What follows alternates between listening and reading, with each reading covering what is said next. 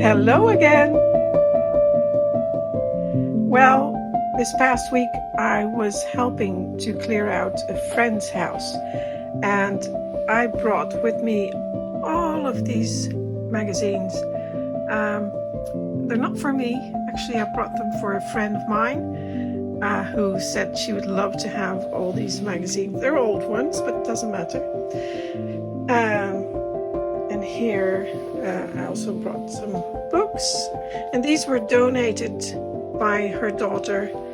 She said I could take them for Miniature in June. And also some tools, some small tools, but like these, what are they called? Choppers. They were donated to Miniature in June. They might come in handy, but I thought it was very sweet of her to donate these to Miniature in June. And all the magazines. Now, I have a lot of magazines and I don't have the room for any more. My workshop is just full. But yeah, it's fun seeing them anyway. And I was flipping through some old Nutshell News magazines. These are American. And I wasn't the only one there helping to clear the house. Actually, two of her really good friends were there as well, Marja and Jacqueline. And when I was flipping through the magazine, and this, mind you, this is from April 1988. Goodness, such a long time ago. So my friend was in miniatures a long time, long before I was. So I started in 2003, I believe, the end. Or was it 2004? Beginning of 2004. 2003, I think. The end of 2003. But I was flipping through this magazine and I saw Marja, the woman, who was there. I always find woman, it doesn't sound so nice. Girl sounds a lot more nicer. We always say girl. And Marja Koker, she was, or is, well, part of the Koker family. And this was her mother, Else. And I remember her, I mean, I've met her several times. And she used to make silver miniatures. And I have her cutlery. And of course, Marja, I think she was the one who made the flowers. And she met Trace, our friend, at a fair, one of the first, or maybe the first fair in the Netherlands, in Amsterdam, back then. I think that was the early 80s. And I'll just insert that here, because I forgot to mention it. Marja is also the one who made this tea caddy that I showed you last week, that I bought at the fair, because we were next to her, at the table next to her. We were sharing a table. It was her idea for us to go there. So, but anyway, she makes beautiful things. She made that tea caddy, and also, let me show you that. Here in my antique shop in the other doll's house, this Moroccan table, the hexagonal table, the inlaid hexagonal table, was also made by Marja Koker. So this is another beautiful piece. That was my first piece. I've had this for many years. My first piece by her. I love that one. So I just thought I'd mention that. But anyway, I thought it was so fun that I saw this. It seems like a lifetime ago. And this is one of Marja's early pieces, a street in Spain. So, but anyway, I thought that was fun. Our friend Trace had an absolutely stunning doll's house, which, by the way, is for sale. But it won't be for everyone. It's big and it's a little bit expensive.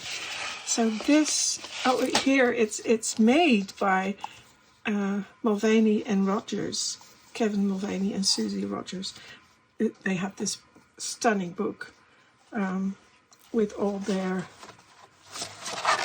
work. Well, not all, because they've made more, of course. But like this Britannia house, so gorgeous. So this, that was also in the magazine, and I thought I'd never seen it, but apparently I didn't read the book very well, because here it is in here, which is a stunning house, which was worked on.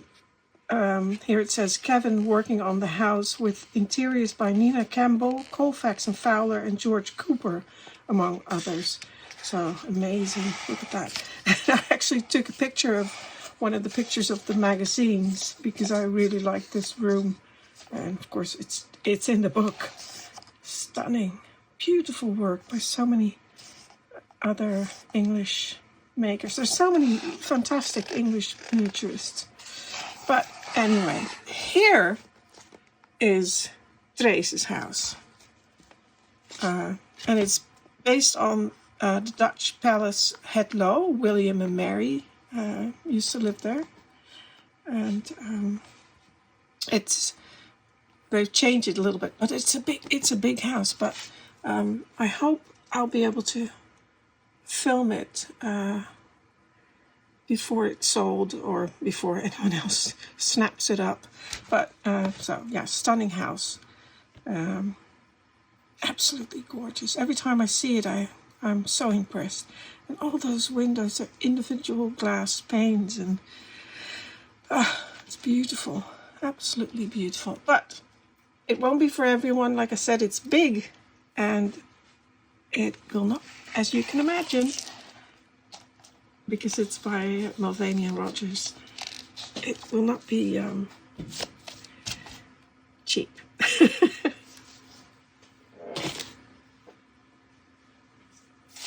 Now, the other thing I saw in one of those magazines, 1987, was this. This plays in unusual ways, and they've got miniatures in all sorts of containers. Clock. Well, we know, a lot of people. I have actually made one of those wreaths. It was one of my early pieces for Christmas. I made one. I still have it somewhere, but I don't have it out. Bread boxes, books, in books, which I always like, kind of like that, this one. And it's funny because they're all of a certain period. They're all quite, there's not a lot of modern stuff, a lot of bears and stuff, and it's something I'm not really into, but a lot of people are, I know. And it is cute. My friend Ellie had one of those bear. It was something like, no, it wasn't bears. Mouse house. It was something like that, like a wooden log. It was big, and she made a house out of that, which was fun. She had a lot of miniatures as well. But when I saw this, it reminded me of when I hadn't been in miniatures that long, and I took part in a competition. This was in, I don't know, 2007 maybe. And I also made, and that was part of the competition, you had to use a container, like a full-size container or something, and there were suitcases there, and I didn't win, by the way. I was second, I was just amazed by that. But the winner was very interesting, because that was a potter or a ceramicist, or, well, they made this huge Delft blue vase, big one, and they cut out a section, and in on the inside of the vase they made miniature pottery, several levels, and that was really well done, with, of course, miniature pottery in there as well. Delft pottery. And it was a Delft vase, and they won absolutely deservedly. I thought it was fantastic. But I thought this was fun, and I'll show you what I made for the competition. Here it is. And some of you may have seen this, and I'll do a better because there's something in front of it. But I made. Some of you may know I used to work as a flight attendant for a long time. I've worked as a flight attendant for KLM, Royal Dutch Airlines, and I made the interior of, well, this is part of the galley here in the front, and back there is business class. And this is a moment when they're boarding, and yeah, it was a lot of fun to make. And the idea was that you had to make, I think it was 90% or something like that of everything you had to make yourself. So, which meant, because I had dolls in there, it meant I had to make the dolls myself as well. Well, some of them. I didn't make the two in front here are porcelain. I did not make those. Well, at least the dolls I didn't make. I did do the wigging and the clothing and all that. But I didn't make the dolls. And in the back, those dolls I did make myself. So, yeah. Maybe next week or so, or maybe in 2 weeks or so, I will show you more of this, and I'll try to find some of the pictures of when I was working on it. But this week I'm doing something else because of a promise I made in the comments. In the comments of last week's video, some of you mentioned that you really enjoyed watching me make the legs of the table on this machine, the milling machine, and you would like to see a little bit more and maybe some explanation of how it works, and some of the jigs that I've made and for it. And yeah, while this will not be a tutorial, but I will explain how it works, and so you can get a little bit of a better idea how to use this machine. And I'm not an expert at this. I do use it fairly often, but I'm not an expert. This is how I use it and how I do it. So yeah, I'll just explain a little bit. The milling machine. This is a Proxxon, and I've had it for a long time, so the labels are coming off. And the Proxxon MF70, I think there's a newer one out. But the purpose of this machine is to mill, to cut grooves or edges or whatever onto metal, or as I use it, on wood. And here on this label it says it will give you the rotations per minute on steel. Goose is it's German, so I think it's casting, some kind of casting. And aluminium and messing is brass, I think. So it gives you an indication of which speed you want to use. And then the little speed dial is over here. Now you can look up online what speed you should use for which material. Like I said, I just use a lot of wood, so I think I use it in the middle somewhere. I can't remember. Look it up. You can look it up. It's not that hard.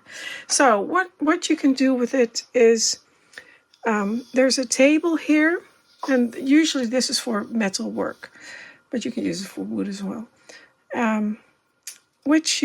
And then there's these 3 knobs. There's one on the top here, one on the front, one on the side. And the top one moves this whole piece which holds the cutter up and down. So this moves up or down, and it has indications on there which will help you if you have to duplicate, or you can just see, you know, bring it down in little tiny increments. And then there's one here on the front, and this one moves the table to the front and to the back. Now it's all the way in the front, so I'll just turn that, and then the table will move towards the back, meaning that your cutter will be in a different location. And you can do this while, you know, if you have a piece on here, somehow clamped, you can use the table to move the piece around. I never do that. I do it differently, and I'll show you in a minute. And this one on the side moves the table to the left or the right. So this one is front to back or back to front, and this one is left to right or right to left. And again, it has little increments, and it will move the table. You can hardly see it. And I've mounted mine on a bit of wood, and you can clamp that onto your table to make it easier, or you could use a bigger piece of wood. I also made this little thing here on the side with some little bit of rubber in there, and I put the hose attachment of my dust extractor through here, and then it sits over here and it sucks out the dust into the dust extractor. And I broke it.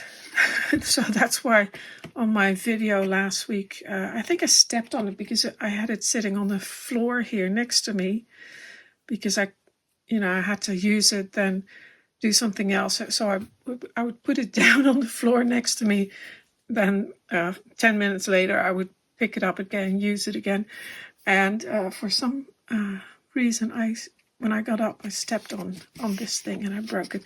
But I glued it back together, so now you can use it again. And it's a really good idea to use dust extraction and a mask, because it creates a lot of dust. So that's what it's for. It's for cutting edges or grooves or in metal or wood materials. There's the cutter. So like I said, you can move it up or down. The cutter can only move up or down. You don't move the cutter left or right. It just goes up or down. The table moves left or right or back to front. Now I actually use this, which is a little wooden table that I made myself.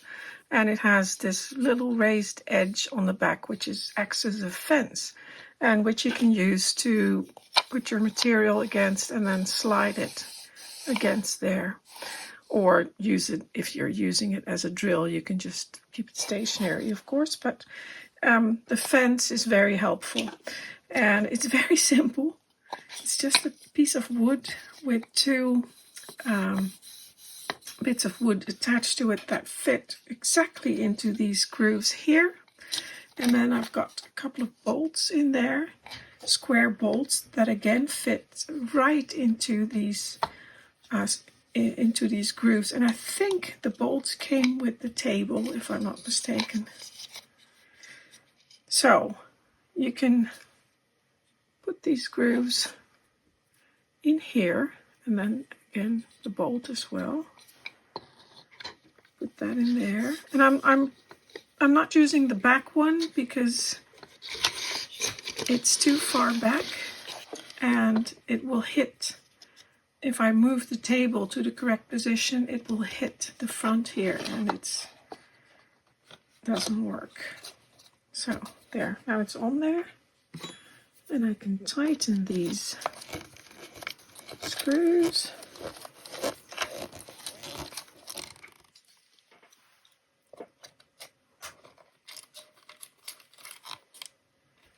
There, it's nice and tight. And basically we can start. Now I would like to move the cutter exactly in the middle of this hole that I've cut. So I'm going to move the table because so I can use that on this one on the side to move it left to right. I'll just move that to the middle. And I've got some MDF. Just, you know, use it to cut a little edge on there. Now I'll just move that down a little bit, see where that ends up. And you don't want to do too much at a time because it may give you really ugly edges. So now I've got a little cutter in there, like a round one, and you can change them by, oh, I'll show you the other cutters. I've got several of them, and they don't, they're in this box. I've had this for a long time, but they don't correspond to the pictures anymore. I just put them in random place. Oh, maybe that one does. But there's straight ones and like this round one. Here's a round one. Nice curves. They all have a different shape. And you can combine them to create really lovely edges. And I've also got, in my old cigar box, I've got lots of other ones. And for instance, these bowl cutters are quite nice. And I've got some dental tools. I think this one came from a dentist. You can ask, or maybe it's these. Yeah, these are dental drill bits, I think. You can ask your dentist. But they're very small, so usually they're not very helpful. But there's different shapes, and sometimes you can combine them into a shape that you like. I've got some more here. Basically, they're just similar ones to the ones that are in that little box. These are cheap ones. But sometimes they have extra, like this one.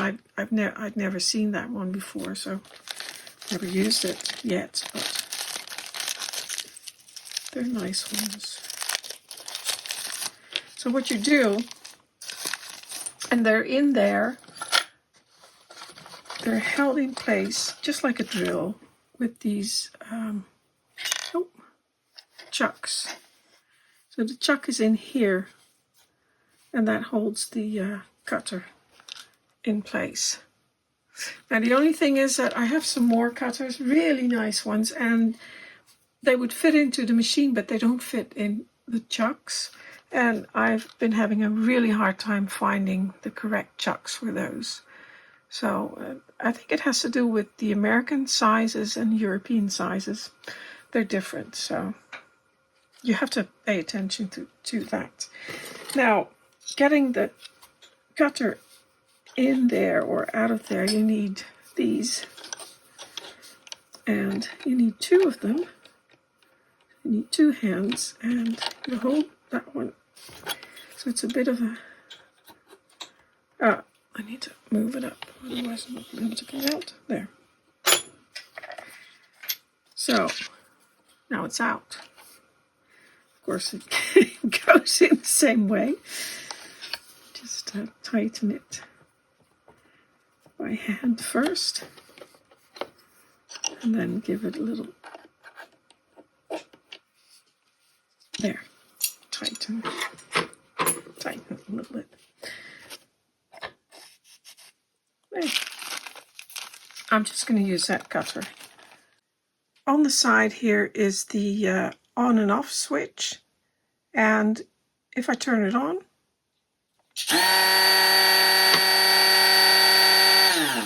it starts to turn, obviously.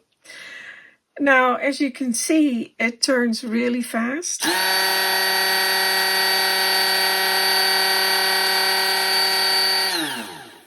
The cutter is very sharp, as you can imagine. even though it looks like it's been through the wars, but because I've used it a lot.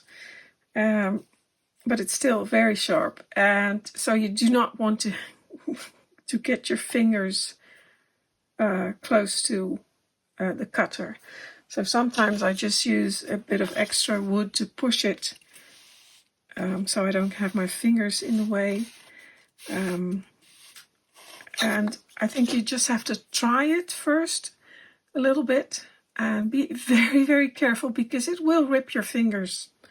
I mean, you can really get hurt, so be very careful and pay attention to what you're doing. It's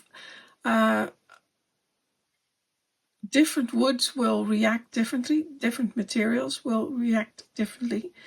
I was working with walnut a few weeks ago, and you know, I've been working with pear wood and lots of different woods, and it was all fine. And the walnut, once I reached the cutter, it just flew through there, and it was gone. It just flew across the room.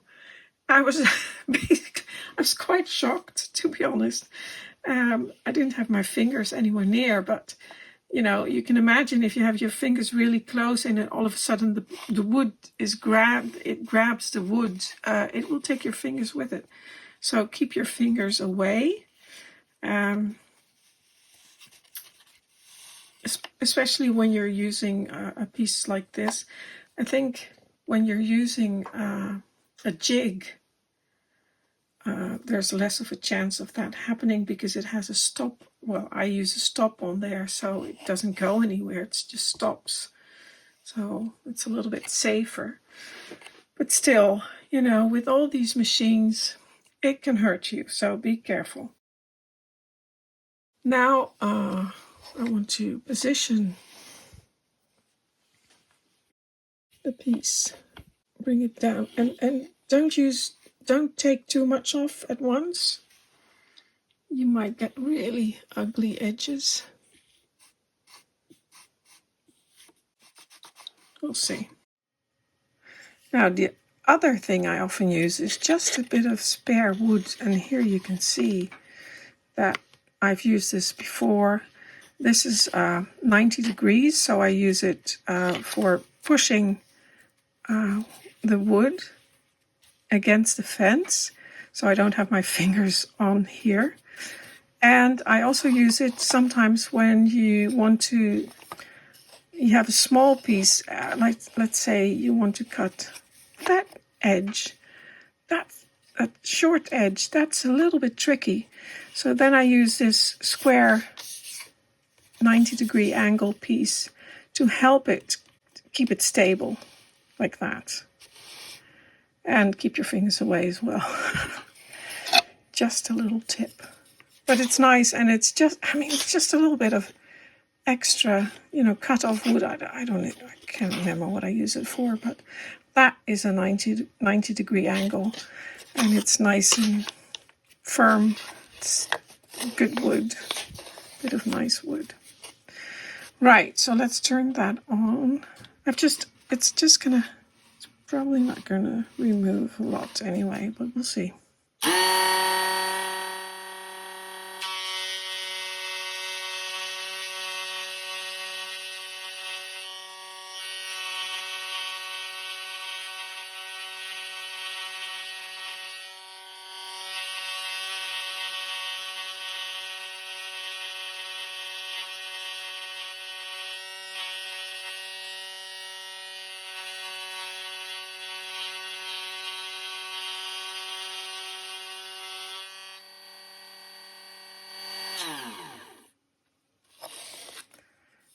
There, that's the first tiny bit taken off, and as you can see, the dust is moving towards the back, so that's why I use the dust extraction here when I use it.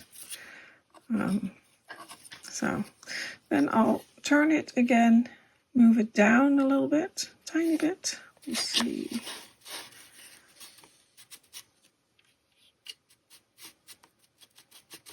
Let's see how that goes.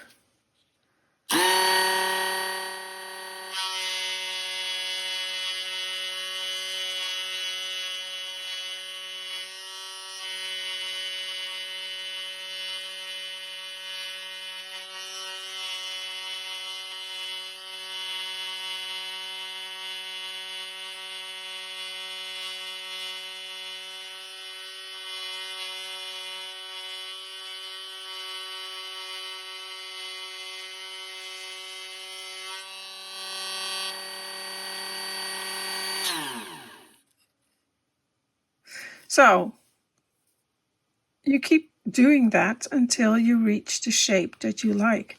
Now I'm going to do that off camera because I want to use the dust extractor, because this is very unhealthy.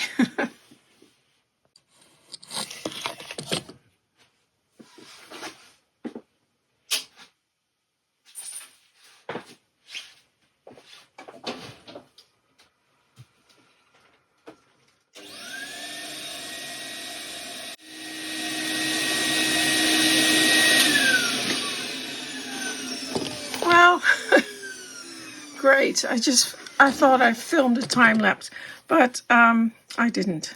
I forgot to press the button, or maybe I didn't press hard enough. What I did was I just used, in little increments, I put the cutter down and a little bit forward. So I got this shape on there, which is really nice. So just remove that dust a little bit.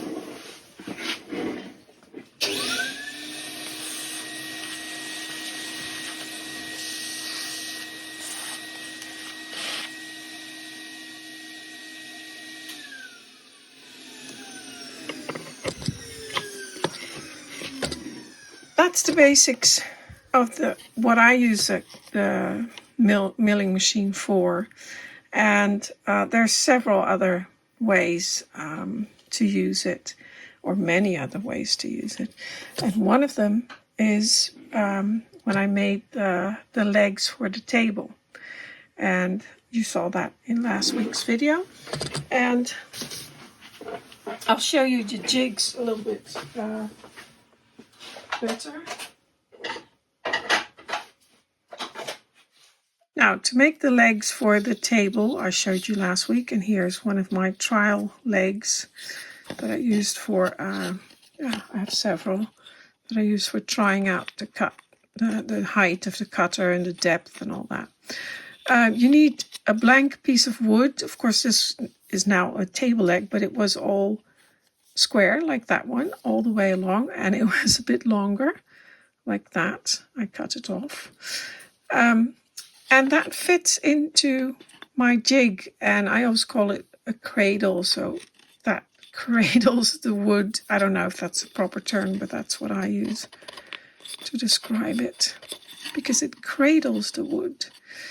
And if you have the correct jig, if you make it so that it makes the cut that you want, then once you got that, you can just run that along here and make the cuts you want in series. I mean, the difficulty is trying to get to that stage. So for this, I needed tapered, from the square going into a taper all the way around, so 4 sides. And for that, I cut, can you see that on here? Yeah. A tapered piece of wood in that, in the correct angle, at the correct angle, and glued it onto my little jig. And I have to do that because, of course, the cutter is stationary. It doesn't move anywhere, and the table is stationary. What I do is I move the jig up and down across along the cutter. So that has to be at the correct angle. And like I said, this was a square piece of wood, or a rectangular piece of wood, like that, and I had to cut it off. And then if you run, it's not the correct cutter, I used a straight cutter for that. Something like, where is it? I think it's this one. Something like this. So a straight cutter in there, and that just moves along there and cuts away the sides of the leg into the shape. Oh, a bigger one, I can tell here. I used a big one. Probably that one. Yeah, It's that one. Because I also cut a little bit of that bottom. That doesn't matter. I mean, it's you can use it again, but that's not what it's intended for. I use it just to make those legs, and then next time I'll make a new one. So, but you can make pieces in series.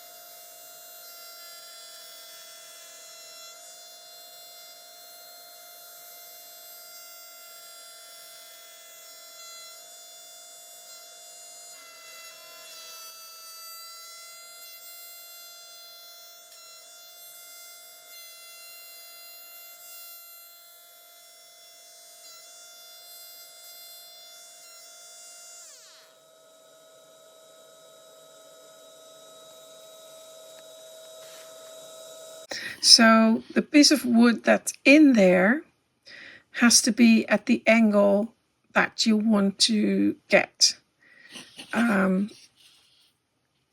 Because the back is straight. So then if you have the wood straight as well, all the cutter will do is cut straight. So if you have the wood at an angle, then you will cut an angle onto your wood, if that makes sense. I don't think I'm explaining it very well, but yeah. So if you, maybe I just explain it with this bit of wood here.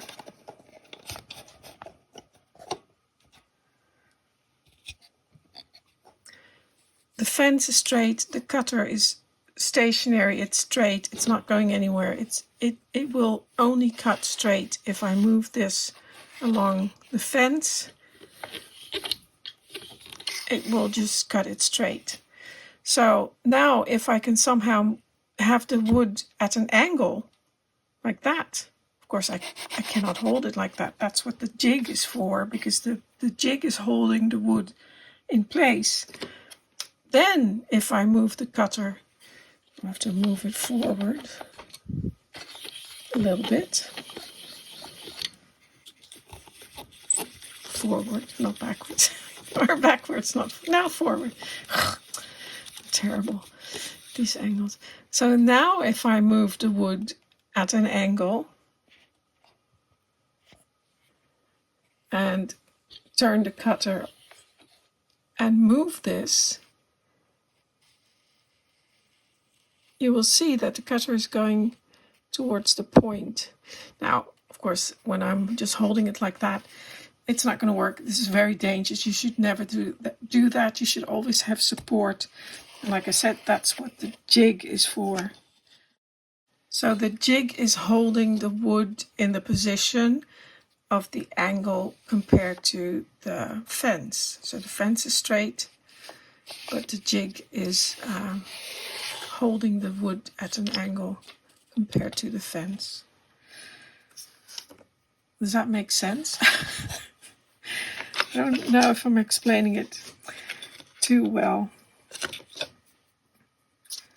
And the other thing is, when you build one of your jigs, so you've got the correct angle, you want the wood, the rectangular piece of wood, longer than the piece that you'll eventually need, because those two end bits that you'll cut off eventually will hold the piece in place once you turn it over, because you'll turn it, and then if you make it too short, then eventually, you know, at the bottom here, you can see there's nothing left. So if there's, you know, you've cut that away. So if you're turning it to do the next side, it doesn't have any support anymore. If you have the end bit still on there, the end bits will create that support. And like I said, I already cut it off because I used that one. But so the end bits stay on there and you cut it off once the piece is finished. And the other thing is that it needs to be in tight so it doesn't move. And you have to be able to take it out again. So these supports that I made here are a little bit below. They're not as high as the piece of wood that it's in there, so I can take it out again. Or here in the middle I can take it out as well. But sometimes it's just easier to have a little bit of... And then also sometimes you can make something over top, which I did. There's a jig here that I used, and I made a little something with a screw on there, which I could screw on tight so it would hold down the piece. So you can do that as well.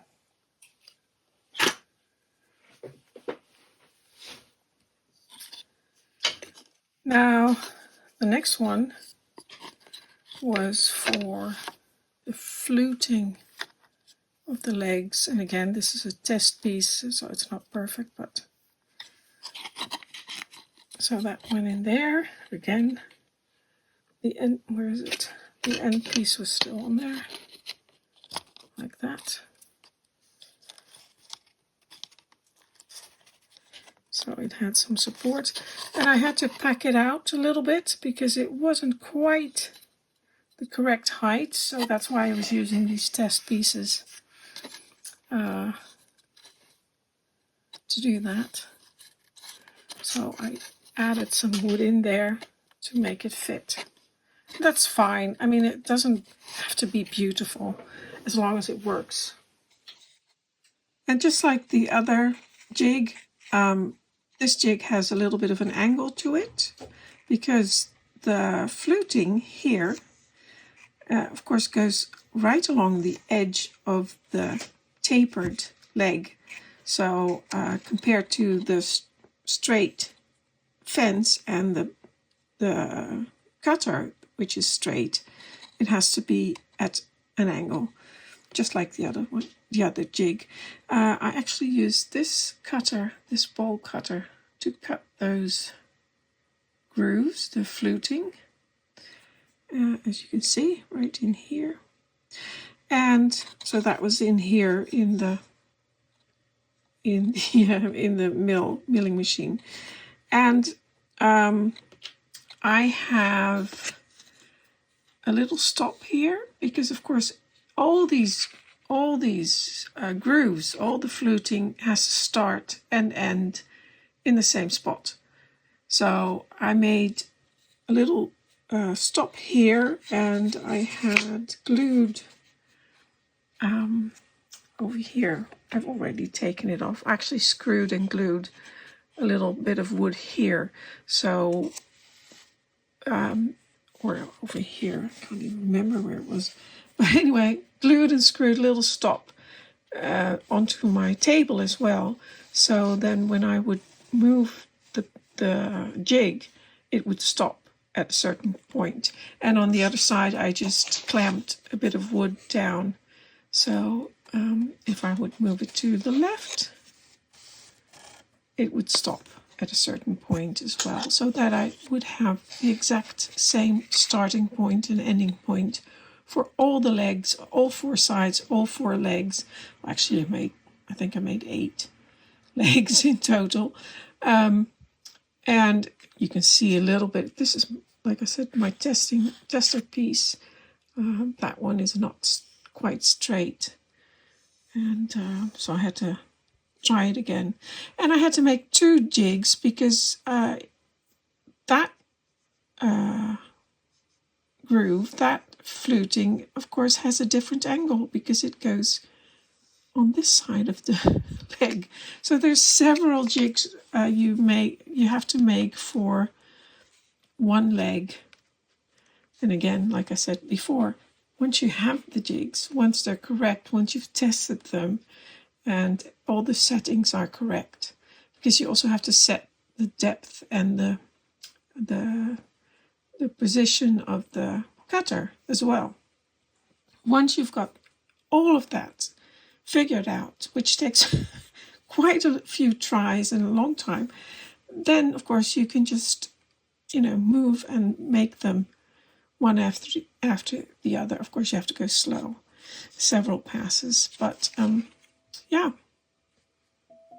that's basically it.